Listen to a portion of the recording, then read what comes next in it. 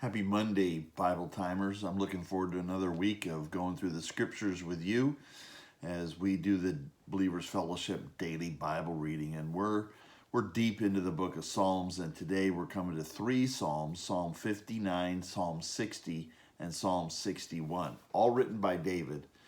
And a recurring theme that we're seeing in these Psalms is that David, he did not have a nice, easy, soft life. He had a life full of conflict and difficulties. And we see that reflected in these three Psalms that we're looking at today. Psalm 59, the title tells us, is when King Saul, had sent men to surround his house. Well, that was before David was king, obviously. Saul was the king. Saul hated David. He wanted him killed. David is married to Saul's daughter, Michal, and Saul sends men to get David. And that's recorded in 1 Samuel chapter 19. In chapter 60, Psalm 60, it talks about, you can see in the title there, he's dealing with the Arameans or the Syrians.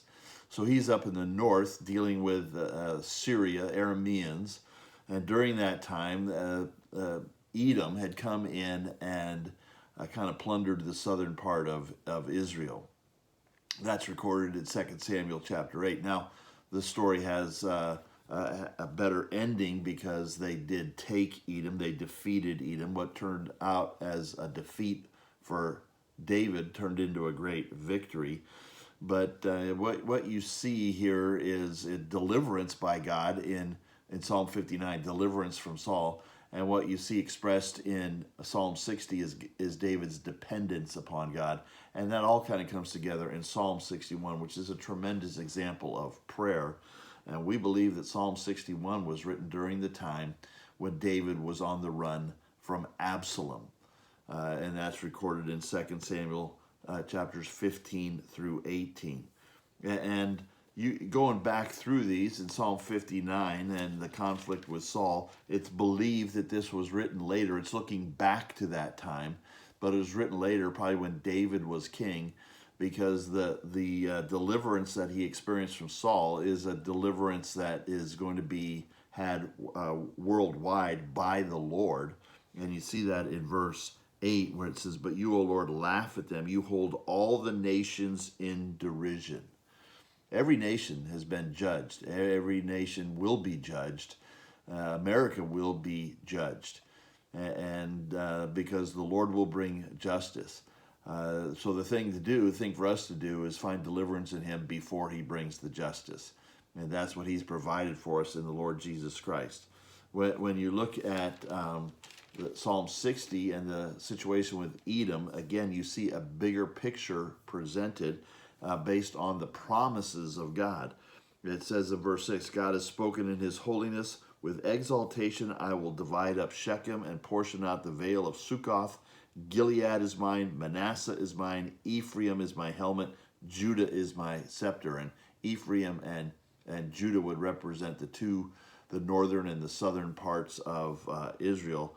But then listen, it says, "Moab to the east of Israel is my wash basin, Edom to the southeast. Upon Edom I cast my shoe. Over Philistia, which is to the west of Israel, I shout in triumph." God owns it all. God owns everything. God's going to bring all the nations to derision.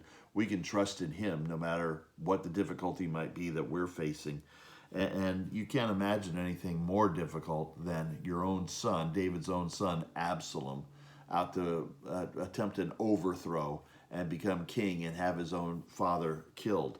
And so David's on the run. Verse 2 refers to the end of the earth. He's away from Jerusalem. He's on the run. He's looking for safety. And this is a passionate cry. "Hear my cry, O God. Listen to my prayer." And so that's a question for you and me. Who do you cry out to when you're facing difficulties or conflicts? David cries out to the Lord. And he says, "Lead me to the rock that is higher than I." Or the rock is a common image used for the Lord in the Psalms. And a rock is a place of safety. And David's out in the wilderness. That's what he's relating to. And verse 3 says, "You have been my refuge, a strong tower against the enemy." He's crying out to the Lord. He's trusting in the Lord to provide the protection for him. And in verse 4, this is a beautiful statement. He says, let me dwell in your tent forever.